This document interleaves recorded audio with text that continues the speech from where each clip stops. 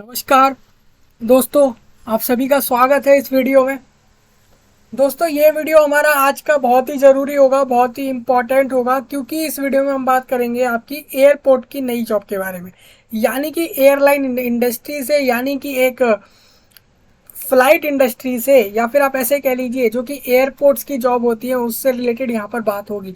मैं आपको बता दूँ, इंडिया कंट्री के अंदर AI एयरपोर्ट सर्विस लिमिटेड की तरफ से एक वैकेंसी निकाली गई है, एक जॉब निकाली गई जो कि 2 से 3 पोस्ट पर निकाली गई है।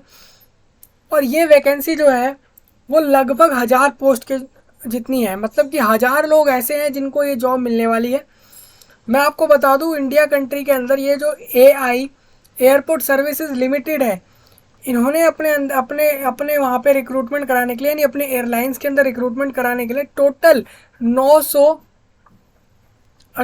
यानी कि 998 वैकेंसी निकाली है, जिसको मैं डिस्कस करने वाला हूँ। यानी कि 998 ऐसे कैंडिडेट्स होंगे जिनको यहाँ पर जॉब मिलेगी। तो सबसे पहले तो आप इस बात को सुनकर ही खुश हो जाएं कि आपको इतने लोग ऐसे हैं जिनको ये जॉब मिलेगी। और ये आपके लिए एक लिमिटेड टाइम के लिए ऑफर है, मतलब कि मैं आपको जैसा बता रहा हूँ, तो आपको ऐसा नहीं है कि आप जब मर्जी फॉर्म भर सकते हैं। आपको एक समय दिया जाता है, जैसे आप जानते हैं हर जॉब में अप्लाई करने के लिए एक समय फिक्स किया जाता है, तो वही समय यहाँ पर बताया गया है।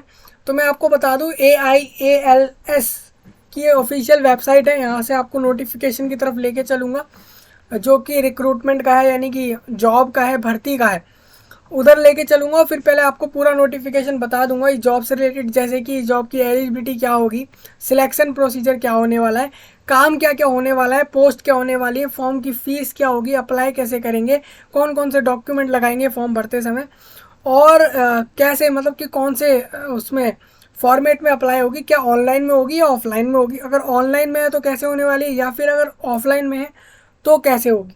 तो मतलब सिंपल यही है कि आपको इस जॉब के बारे में बताना है, और ये भी बताना है कि फॉर्म भरने से लेकर जॉब मिलने तक का पूरा प्रोसेस कैसे होगा आपका, वो सारा मैं यहाँ पर डिस्कस करने वाला हूँ।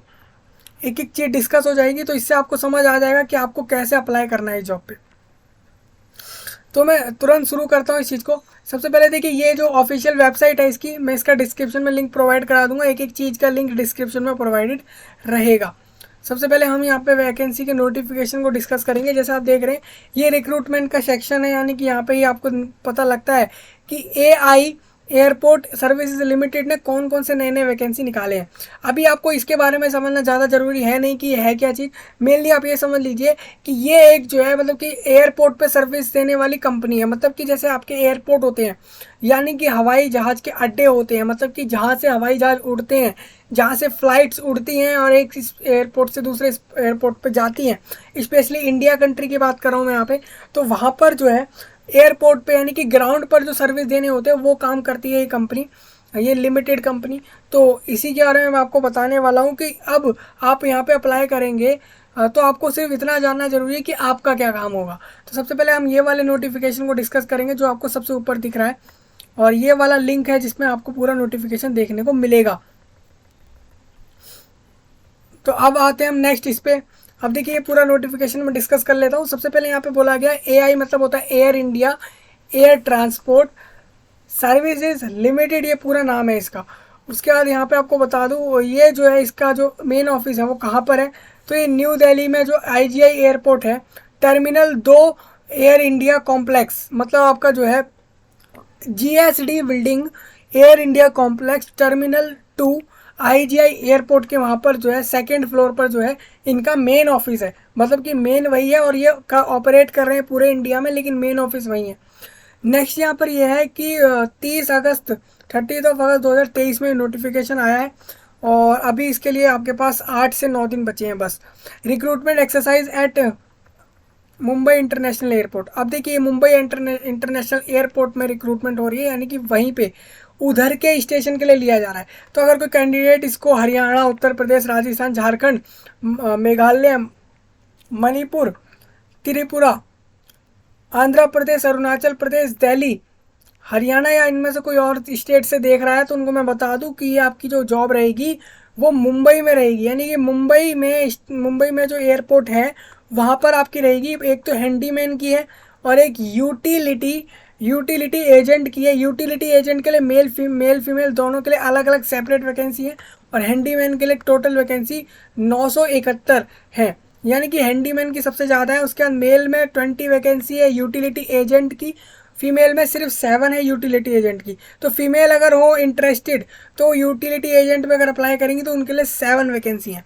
नेक्स्ट मैं आपको बता दूं, formerly known as Air India, जैसे हम इसको जानते हैं शॉर्ट, मैंने आपको बता ही दिया है, वो यहाँ पर रिक्रूटमेंट करा रहे हैं and maintain a wait list for vacancy arising in future Indian nationals who meet with the requirement stipulated as mentioned herein may apply for various posts as Chhatrapati Shivaji Maharaj international airport, जो कि आपका इंटरनेशनल एयरपोर्ट है मुंबई के अंदर, छत्रपति शिवाजी महाराज में, वहाँ पर ये निकाली गई है वैकेंसी, उस एयरपोर्ट के लिए निकाली गई है। और post on a fixed term contract, मतलब कि एक फिक्स समय के लिए रहेंगी, कॉन्ट्रैक्ट बेसिस में 3 साल के लिए, मतलब कि 3 साल की ये जॉब रहेगी और फिक्स्ड है कि आपको 3 साल वहाँ पे करने हैं, लेकिन उसके बाद का कंफर्म नहीं है, लेकिन 3 साल फिक्स्ड है और ये कॉन्ट्रैक्चुअल बेसिस पे है। which may be renewed subject to their performance and the requirement of the AI Airport Service Limited. The number of vacancies given below are indicative and may vary as per the operational requirement. The reservation जो रहेगा आपका presidential directives, the actual reservation of vacancies would depends upon the prevailing strength eight the time of appointment. जो यहाँ पे vacancy निकाली गई वो आपकी मिनिस्ट्री ऑफ सिविल एविएशन यानी MoCA and found with an aim to provide unified ground handling services, यानी कि ग्राउंड पे जो हैंडल करने होते हैं सर्विस उससे रिलेटेड है, जैसे कि रैंप है, पैसेंजर है, बैगेज है और कार्गो हैंडलिंग है एंड कैबिन क्लीनिंग, ये सारी सर्विसेज संभालनी होती है ग्राउंड पर, तो उससे रिलेटेड वैकेंसी है। AI service limited is a leading ground handling service provider in India. मैंने आपको बोला भी था ये कंपनी का काम यही है कि ग्राउंड पर सर्विस संभालना। And offer ground handling services at major airports in India, बहुत सारे बड़े बड़े एयरपोर्ट है वहाँ पर संभाला जाता है। Presently provide ground handling service eight, presently ये जो है 82+ एयरपोर्ट्स पर संभाल रहे हैं ये लोग। आप देख सकते हैं कि AIASL ये जो है लिमिटेड कंपनी, ये जो है अभी भारत के अंदर, इंडिया के अंदर 82 ऐसे एयरपोर्ट हैं इंटरनेशनल नेशनल सारे मिलाकर हैं जिनको ये संभाल रहे हैं अभी। From handling the flights of air India.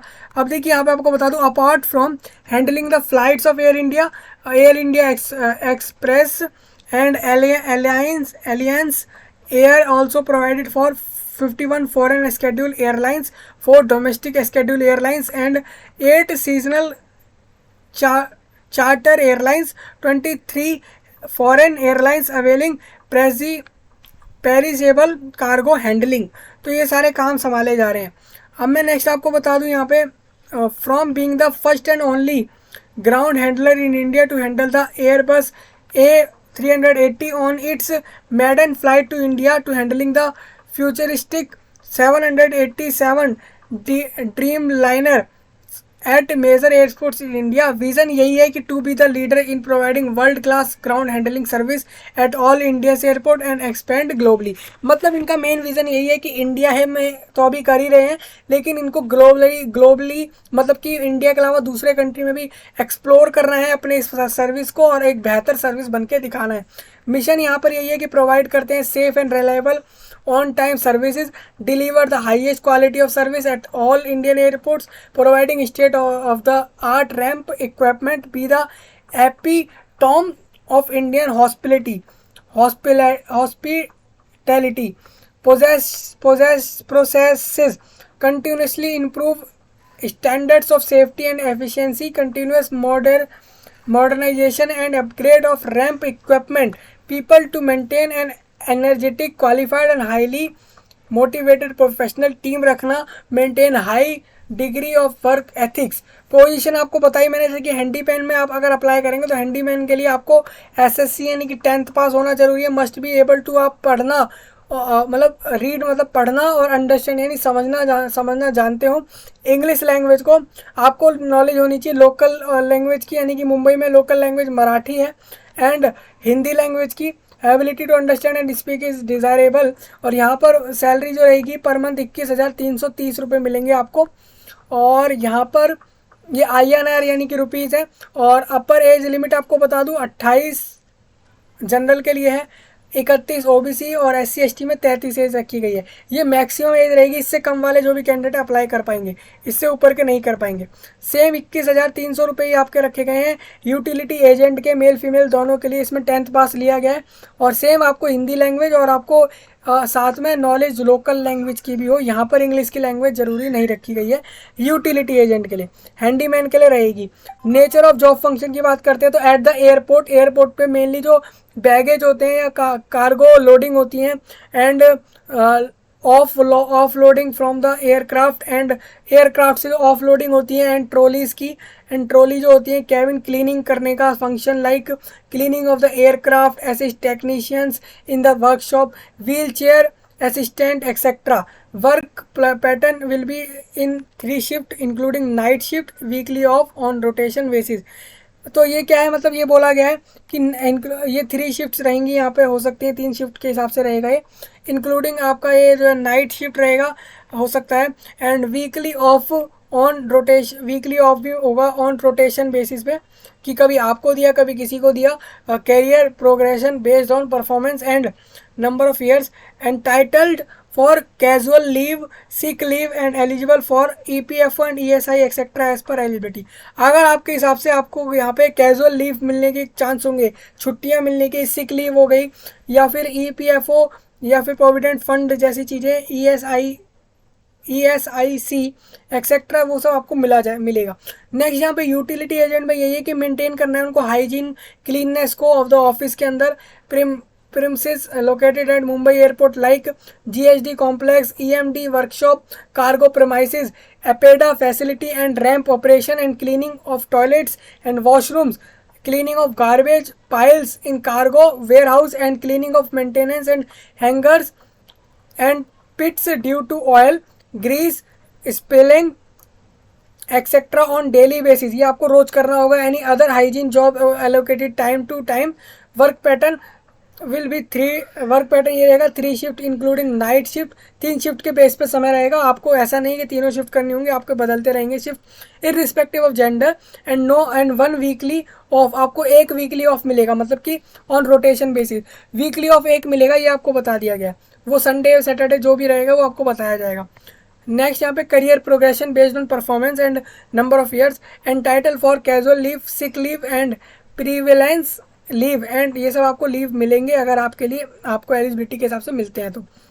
अब सिलेक्शन प्रोसीजर यही है कि आपका फिजिकल एंड्योरेंस टेस्ट लिया जाएगा, लाइक जैसे कि वेट लिफ्टिंग और रनिंग जैसी चीज़ें होंगी। दोज क्वालिफाई द फिजिकल, जिन्होंने alone will be send for interview, जिन्होंने ये पास कर लिया वो डायरेक्ट इंटरव्यू के लिए जाएंगे। पर्सनल वर्चुअल स्क्रीनिंग होगी। The selection procedure would be conducted on the same day. On the subsequent day, outstation candidates are advised to make their own arrangement of lodging and boarding at their own cost if required। तो ये आप अपने basis पर करेंगे, जैसे कि आपको यहाँ पे एंगेजमेंट करनी पड़ेगी लॉजिंग और बोर्डिंग के लिए। जो भी कैंडिडेट होंगे जो दूसरे स्टेशन से आ रहे हैं, मतलब कि आउट स्टेशन मतलब मुंबई के अलावा दूसरी जगह से आएंगे, तो वो खुद के हिसाब से अपना खर्चा उठाएंगे, अपने खुद के कॉस्ट पे, वो सब बोला गया। तो मैंने आपको बता दिया यहाँ पे PET होगा, उसके यानी कि फिजिकल एंड्योरेंस टेस्ट लिया जाएगा, उसके बाद आपका इंटरव्यू लिया जाएगा। ये आपका रहेगा। हाउ टू अप्लाई में आपको बता दूं, ये एक एप्लीकेशन का फॉर्मेट दिया गया है। यहाँ पर बोला गया है जो भी एलिजिबिलिटी पे मेंशन कर रहे हैं वो क्या करेंगे, वो एक फॉर्म, एप्लीकेशन फॉर्म फॉर्मेट में एक कॉपी जो अटैच करेंगे, और वो जो है क्या करेंगे, वो drop box in person latest by 18 सितंबर यानी कि 18th of September 2023 at the address mentioned below. The envelope should be superscribed mentioning the post applied for in the capital letter post applied for। जैसे देखिए ये पूरा application का यही format है। आपको इस तरीके से जो भी होगा उस एप्लीकेशन फॉर्म का यहाँ पे आपको लिख देना है कि किस पोस्ट पे अप्लाई करें, हैंडीमैन पे या यूटिलिटी एजेंट पे। फिर no demand draft to be attached to on this stage. फिर आप इस स्टेज में तो डिमांड ड्राफ्ट अपलोड करेंगे नहीं। अगर आप सेम एड्रेस पे कर रहे हैं, मतलब आपको अगर आप यहाँ पे जैसे मुंबई के अंधेरी ईस्ट में जो है गेट नंबर 5 में अगर आप जाते हैं नियर सहर पुलिस स्टेशन के, मतलब अगर आप HRD department AI airport services limited GSD complex near Sahar police station CSMI airport terminal 2 gate number 5 Sahar अंधेरी ईस्ट मुंबई में जाके आप इस एड्रेस पे जो है इसको इस एप्लीकेशन को जो है वहाँ पे सबमिट करेंगे। ये डाल करके कौन से पोस्ट पे अप्लाई करें, लास्ट डेट से पहले कर देंगे ये चीज़ आप। Eligible candidate will be called for, जो भी एलिजिबल रहेंगे उनको बुलाया जाएगा सिलेक्शन प्रोसीजर के लिए लेटर डेट, जो डेट दी गई है उसके बाद, and notified date time venue and candidate are required to reach, उसको बताई गई जगह पर पहुंचना होगा, and time along with the application form duly filled in and copy of the testimonial and certificates as per attach application format and not refunded application. और 500 रुपये उसको भरने पड़ेंगे जो कि रिफंड नहीं होंगे, ऐसे जो कि एक फॉर्म की फीस रहेगी। And be by means of the demand draft in favour of air, इसके फेवर में payable at Mumbai. No fees are to be paid ex serviceman, जो भी एक्स सर्विसमैन कैंडिडेट्स होंगे, जो भी SC ST कैंडिडेट्स हैं वो फीस पे नहीं करेंगे इसके लिए फॉर्म के लिए, बाकी लोग पे करेंगे 500 रुपये, 500 rupees. Candidates has to ensure to mention full name, वो मेंशन करेंगे अपना पूरा नाम, mobile number at the result side of demand draft. Demand draft जो बनाएंगे कैंडिडेट्स वो बनाएंगे, जो इस फॉर्म को सबमिट नहीं कर सकते मुंबई में वो लोग करेंगे, वो लोग अपना डिमांड ड्राफ्ट बनाएंगे और उसके थ्रू ये सब करवाएंगे। डिमांड ड्राफ्ट बना के यहाँ से जो है एनवेलप भेजेंगे उधर, और उसमें आपको 500 रुपीज़ उसके लगेंगे। यानी कि एक ऑनलाइन फॉर्म नहीं है, ये एक ऑफलाइन रिक्रूटमेंट रहेगी, ऑफलाइन अप्लाई करने का प्रोसेस रहेगा। डॉक्यूमेंट क्या क्या रहेंगे while appealing for selection procedure के लिए, जब आप अपीयर होंगे तो एक रीसेंट फोटो जो कि 3 महीने से ज़्यादा पुरानी ना हो, वो आप यहाँ पर जो है उसमें फ्रंट व्यू के साथ अपनी फेस के साथ जो है वो आपको वो चीज़ रहेगी इन द स्पेस प्रोवाइडेड, जो एप्लीकेशन फॉर्म में स्पेस प्रोवाइड रहेगा वहाँ पे अटैच करनी है। सेल्फ अटेस्टेड कॉपी जो आपकी रहेगी डॉक्यूमेंट की, जैसे कि लिस्ट ऑफ डॉक्यूमेंट जो अटैच होंगे वो आपको अटैच करने पड़ेंगे। यहाँ पे मेनली आपका 10th का सर्टिफिकेट हो सकता है, ID प्रूफ हो सकता है एक आपका जो है सिग्नेचर भी ले लिया जाए, फ़ोटो तो ली जाएगी फॉर्म में, सबमिट फॉर्म में पेस्ट कराई जाएगी साथ में यहाँ पे, और आपका एक नेशनैलिटी का हो सकता है अगर वो भी माना जाए तो ये मांगा जाए, तो ये सारी चीज़ें आप वहाँ पे सबमिट करेंगे फॉर्म के साथ अटैच करेंगे। नेक्स्ट यहाँ पे है being your valid passport along with 1 set photo copy, एक इफ़ अवेलेबल, अगर आपका पासपोर्ट अवेलेबल है तो वो भी आप यहाँ पे अटैच कर देंगे, क्योंकि एक एयरपोर्ट के अंदर जॉब है तो पासपोर्ट की अगर रिक्वायरमेंट रहती है तो वो भी आप यहाँ पे लगा सकते हैं। अब बात आती है जो भी कैंडिडेट OBC कैटेगरी से बिलोंग्स करते हैं वो अपना कास्ट सर्टिफिकेट लगाएंगे जिससे कि उनको एज में रिलैक्सेशन मिले। तो रिजर्वेशन वाइज अगर उनको एज में रिलैक्सेशन चाहिए तो वो कैटेगरी सर्टिफिकेट जरूर अप्लाई करें, जरूर अपना यहाँ पे अटैच करें। The OBC certificate produced by the candidate should be as a part of the central list of OBCs published by the government of India, not state government। अब यहाँ पे आपको भी पता होगा कि जो कैटेगरी सर्टिफिकेट होते हैं 2 तरीके के होते हैं, एक स्टेट गवर्नमेंट के होते हैं और एक सेंट्रल गवर्नमेंट यानी कि पूरे कंट्री के हिसाब से होते हैं। तो कंट्री वाला जो होगा वो वाला आप यहाँ पे लगाएंगे, स्टेट वाला यहाँ पे माना नहीं जाएगा अगर रिजर्वेशन कैटेगरी में आ रहे हैं। और जो कैंडिडेट गवर्नमेंट, सेमी गवर्नमेंट या पब्लिक सेक्टर में वर्क कर रहे हैं must appear with the completed, वो क्या करेंगे routed through proper channel along with no objection. वो उनको एक, अगर वो पहले से गवर्नमेंट कहीं काम कर रहे हैं तो उनको एक जो है नो ऑब्जेक्शन सर्टिफिकेट जो है फ्रॉम देयर करंट एम्प्लॉयर, तो वहाँ अगर वो जहाँ भी अभी काम कर रहे हैं तो उस हिसाब से उनको एक नो ऑब्जेक्शन सर्टिफिकेट वहाँ से साइन करा के सबमिट करना है। The advertisement for this recruitment is published, ये आपको बता दूँ ये कंपनी के वेबसाइट पे AIASL की वेबसाइट पे भी ये वहाँ पर भी इसको डाला गया है। जनरल कंडीशन आप इसको रीड कर सकते हैं, मैंने आपको बता दिया। देखिए फिक्स टर्म मतलब पूरे फिक्स समय की जॉब है, एक फिक्स कह सकते हैं आप एक परमानेंट जॉब है, क्योंकि 3 साल आपको परमानेंट कोई नहीं हटाएगा इस जॉब से, लेकिन ये 3 साल जो आपका काम रहेगा उसके बाद का कुछ कंफर्म नहीं है, तो इसीलिए आप कह सकते हैं कॉन्ट्रेक्चुअल बेसिस पे भी है।